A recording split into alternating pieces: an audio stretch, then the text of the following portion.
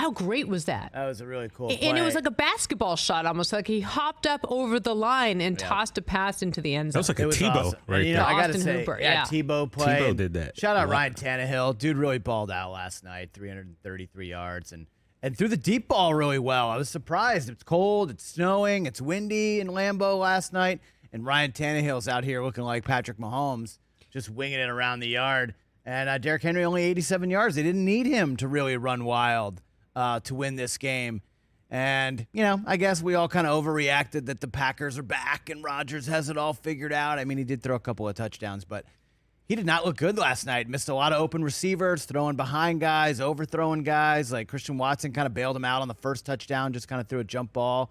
And Green Bay's not back, and they're probably not going to make the playoffs. And then you're just kind of wondering where they go from here as they head into another offseason of uncertainty. Rodgers got big contract, man. He's got $60 million, 60 million reasons to stick around and play football next year. So I'm sure he'll be back. But what does this team look like in 2023 is kind of anybody's guess. Yeah, is this Love's team or is it not? And it just feels so reminiscent of the whole Favre-Rodgers handover and weird. And everyone's wondering who's going to retire first. Will it be Aaron Rodgers or Tom Brady? And I think coming into this season, everyone keeps saying, oh, you can't go out like this. You can't go out like this. But when can you go out? I mean, I mentally begged Tom Brady to retire years ago when he could have retired on top. We all wanted to see, I think we all wanted to see, when I say we, I mean Patriots Nation wanted to see him go out on top. It's hard to watch Tom Brady not play at the height of his career and not to play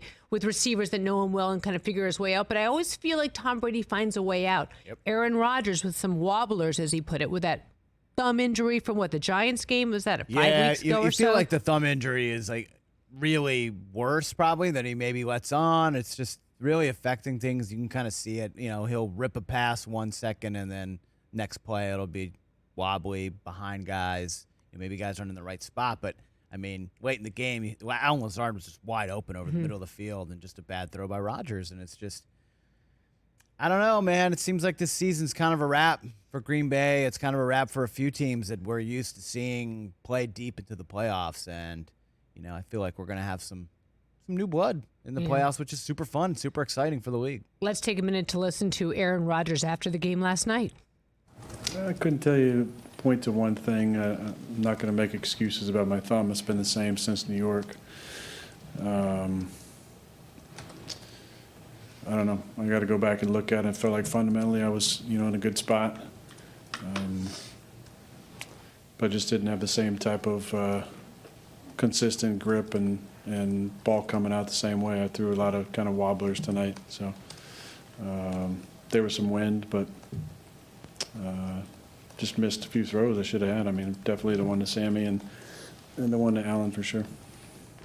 I mean, he always stands in there and takes it, I have to say. It still looks like there's some snowflakes caught in that beard from early in the second quarter. But, what are you going to do here is the question.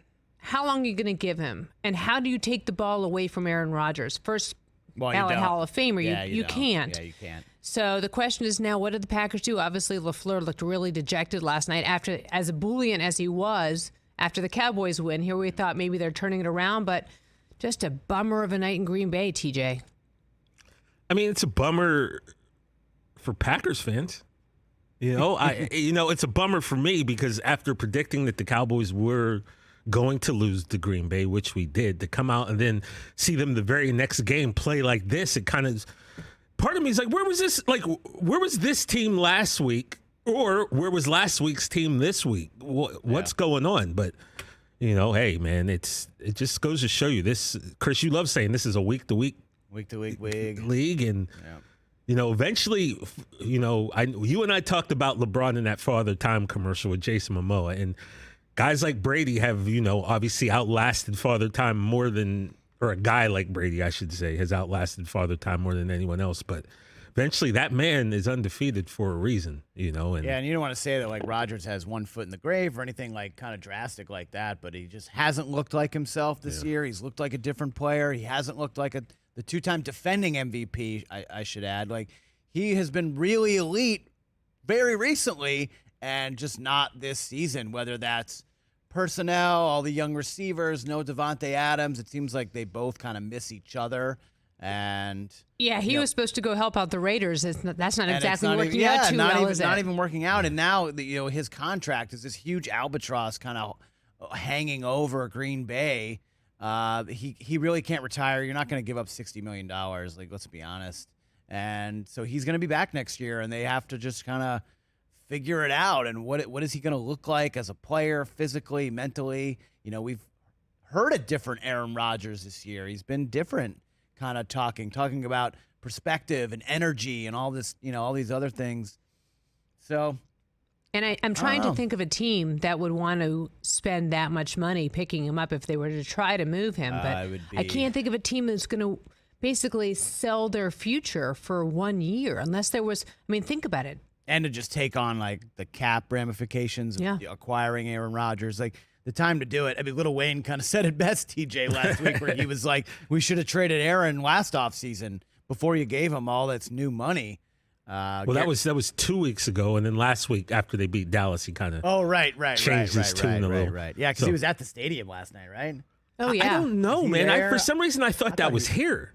Oh, really? I thought he was in Green Bay. Oh, I saw him walking in a tunnel somewhere. That's what I thought. Oh, really? I thought it was Green Bay, sure. but maybe it was here. I have no idea, but I haven't checked his Twitter today to see.